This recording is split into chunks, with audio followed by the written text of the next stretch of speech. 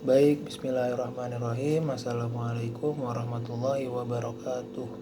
Perkenalkan, nama saya Ali Alkaf. Saya mahasiswa Fakultas Hukum dengan nomor pokok mahasiswa 183 112 3300500210. Saya kali ini akan menyampaikan dengan mata kuliah Hukum Pers dan Penyiaran ruang R02 dengan dosen pengampu Ibu Cut Dian Safina SIKOM SHMH. Baik, kali ini akan membahas tentang kode etik jurnalistik. Apakah yang dimaksud dengan kode etik jurnalistik? Kode etik jurnalistik yaitu kemerdekaan berpendapat, berekspresi, dan pers adalah hak asasi manusia yang dilindungi Pancasila, Undang-Undang Dasar 1945, dan Deklarasi Universal Hak Asasi Manusia PBB. Kemerdekaan pers adalah sarana masyarakat untuk memperoleh informasi dan berkomunikasi, guna memenuhi kebutuhan hakiki dan meningkatkan kualitas kehidupan manusia. Dalam mewujudkan kemerdekaan pers itu, wartawan Indonesia juga menyadari adanya kepentingan bangsa, tanggung jawab sosial, keberagaman masyarakat, dan norma-norma agama. Dalam melaksanakan fungsi, hak, dan kewajiban serta peranannya, pers mengamati hak asasi setiap orang. Karena itu, pers dituntut profesional dan terbuka untuk dikontrol oleh masyarakat. Untuk menjamin kemerdekaan pers dan memenuhi hak publik untuk memperoleh informasi yang benar, wartawan Indonesia memerlukan landasan moral dan etika profesi sebagai pedoman operasional dalam menjaga kepercayaan publik dan menegakkan integritas serta profesionalisme. Atas dasar itu, wartawan Indonesia menetapkan dan menaati kode etik jurnalistik. Yaitu kode etik jurnalistik itu ada beberapa pasal. Pasal pertamanya yaitu wartawan Indonesia bersikap independen, menghasilkan berita yang akurat, berimbang, dan tidak beretikat buruk. Nah, penafsiran dari pasal 1 tersebut adalah bahwa independen itu berarti memberitakan peristiwa atau fakta sesuai dengan suara hati nurani tanpa campur tangan, paksaan, dan intervensi dari pihak lain, termasuk pemilik perusahaan pers. Akurat yaitu berarti dipercaya benar sesuai keadaan objektif ketika peristiwa terjadi. Berimbang berarti semua pihak mendapat kesempatan setara. Tidak beretikat buruk, yaitu tidak beretikat buruk berarti tidak ada niat secara sengaja dan semata-mata untuk menimbulkan kerugian pihak lain. Baik, yang berikutnya ada pasal 2. Pasal 2, wartawan Indonesia menempuh cara-cara yang profesional dalam melaksanakan tugas jurnalistik. Nah, penafsiran dari pasal tersebut, cara-cara yang profesional itu adalah menunjukkan identitas diri kepada narasumber, menghormati hak privasi, tidak menyuap, menghasilkan berita yang faktual dan jelas sumbernya, serta rekayasa pengambilan dan pemuatan atau penyiaran gambar, foto, suara dilengkapi dengan keterangan tentang sumber dan ditampilkan secara berimbang. Lalu pasal 3. Pasal 3 yaitu wartawan Indonesia selalu menguji informasi, memberitakan secara berimbang, tidak mencampurkan fakta dan opini yang menghakimi, serta menerapkan asas praduga tak bersalah. Penafsiran dari pasal 3 tersebut yaitu A. Menguji informasi berarti melakukan check and recheck tentang kebenaran informasi itu. Berimbang adalah memberikan ruang atau waktu pemberitaan kepada masing-masing pihak secara proporsional. Opini yang menghakimi adalah pendapat pribadi wartawan. Hal ini berbeda dengan opini interpretif, yaitu pendapat yang berupa interpretasi wartawan atas fakta.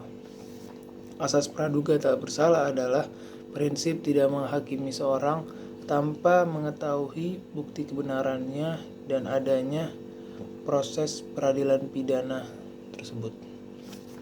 Baik, yaitu pasal 4. Wartawan Indonesia tidak membuat berita bohong, fitnah, sadis, dan cabul.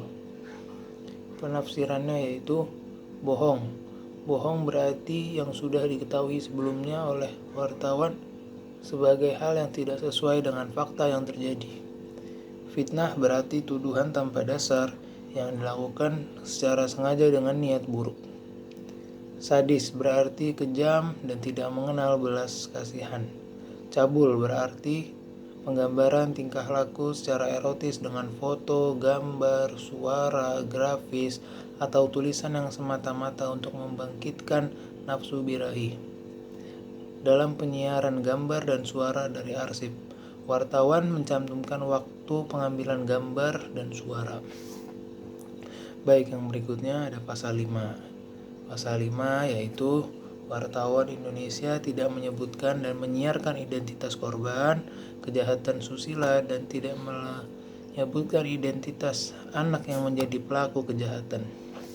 Penafsirannya yaitu identitas itu adalah semua data dan informasi yang menyangkut diri seseorang yang memudahkan orang lain untuk melacak.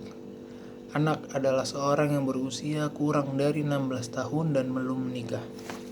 Baik, berikutnya adalah pasal 6. Pasal 6, wartawan Indonesia tidak menyalahgunakan profesi dan tidak menerima suap. Penafsiran dari pasal 6 tersebut yaitu menyalahgunakan profesi adalah segala tindakan yang mengambil keuntungan pribadi atas informasi yang diperoleh saat bertugas sebelum informasi tersebut menjadi pengetahuan umum. Suap adalah segala pemberian dalam bentuk uang, benda atau fasilitas dari pihak lain yang mempengaruhi independensi. Baik, yang berikutnya ada pasal 7. Pasal 7, wartawan Indonesia memiliki hak tolak untuk melindungi narasumber yang tidak bersedia diketahui identitas maupun keberadaannya. Menghargai ketentuan embargo, informasi latar belakang dan off the record sesuai dengan kesepakatan.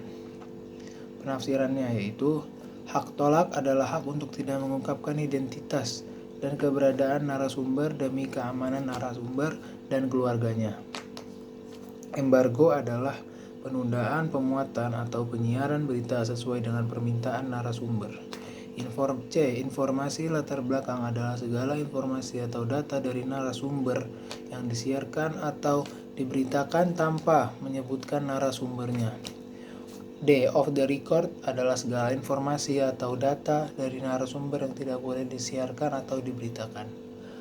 Lalu berikutnya ada pasal 8. Pasal 8, wartawan Indonesia tidak menulis atau menyiarkan berita berdasarkan prasangka atau diskriminasi terhadap seseorang atas dasar perbedaan suku, ras, warna kulit, agama, jenis kelamin, dan bahasa, serta tidak merendahkan martabat orang lemah, miskin, sakit jiwa, cacat jiwa, atau cacat jasmani. Penafsirannya yaitu prasangka adalah tanggapan yang kurang baik mengenai sesuatu yang belum mengetahui secara jelas. Diskriminasi adalah pembedaan perlakuan. Pasal 9. Wartawan Indonesia menghormati hak narasumber tentang kehidupan pribadinya, kecuali untuk kepentingan publik. Penafsirannya yaitu A. Menghormati hak narasumber adalah sikap menahan diri dan berhati-hati. Kehidupan pribadi adalah segala segi kehidupan seseorang dan keluarganya selain yang terkait dengan kepentingan publik. Pasal 10. Wartawan Indonesia segera mencabut, meralat, dan memperbaiki berita yang keliru dan tidak akurat disertai dengan permintaan maaf kepada pembaca, pendengar, dan atau pemirsa. Penafsiran dari pasal 10 tersebut adalah segera berarti tindakan dalam waktu secepat mungkin, baik karena ada maupun tidak ada teguran dari pihak luar. Permintaan maaf disampaikan apabila kesalahan terkait dengan substansi pokok. Lalu yang terakhir ada pasal 11. Pasal 11, wartawan Indonesia melayani hak jawab atau hak koreksi secara proporsional. Penafsirannya yaitu hak jawab adalah hak seseorang atau sekelompok orang untuk memberikan tanggapan atau sanggahan terhadap pemberitaan berupa fakta yang merugikan nama baiknya. Hak koreksi adalah hak setiap orang untuk membetulkan kekeliruan informasi yang diberitakan oleh pers, baik tentang dirinya maupun pers tentang orang lain. Proporsional berarti setara dengan bagian berita yang perlu diperbaiki.